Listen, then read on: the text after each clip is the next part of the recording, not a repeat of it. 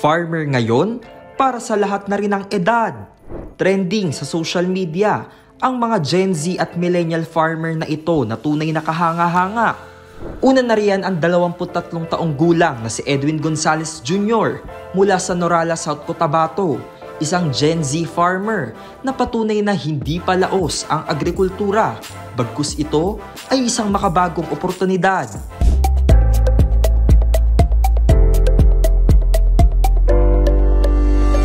Mabuhay! Introducing my project enterprise, the Coco Chill, or pasteurized coconut sap juice, locally known as Tuba. It's gonna be the first in the market. Mula sa simpleng produkto na hirap makilala, ngayon ay award-winning na. Nanalo siya sa Young Farmers Challenge ng Department of Agriculture noong 2024.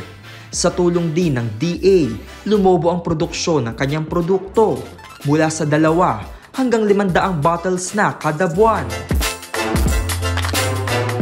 Para sa mga Gen Z na tulad ni Edwin, ang pagsasaka ay hindi lang kabuhayan. Isa itong anyo ng kalayaan para tuparin ang pangarap, para makatulong sa ekonomiya at para maging bayani ng food security. Sa panahon ng krisis at pagbabago, muling sumusulpot ang mga bagong muka ng pag-asa. Basta may sipag, suporta at tamang mindset, may pera sa agrikultura. Isang millennial naman ang gumawa din ng paraan sa isang maliit ngunit makabuluhang espasyo sa Montalban, Rizal. Si Maria Regina Patungan, 32 taong gulang, ang utak sa likod ng Hiyas Urban Mushroom Farm. Isang pandemic hobby lang ito na naging negosyo at ngayon ay isa sa mga modelong agri-enterprise sa Luzon. Sa tulong ng Young Farmers Challenge ng Department of Agriculture, nakapagpatayo sila ng grow house gamit ang capital grant.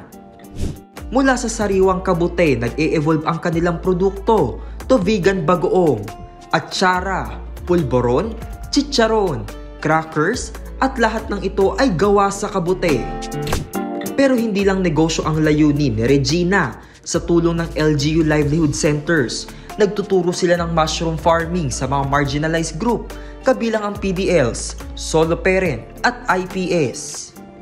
Sa makabagong panahon, unti-unting itinatayo ng bagong henerasyon ng mga Pilipino tulad nina Edwin at Regina ang isang makabago at makabuluhang anyo ng pagsasaka.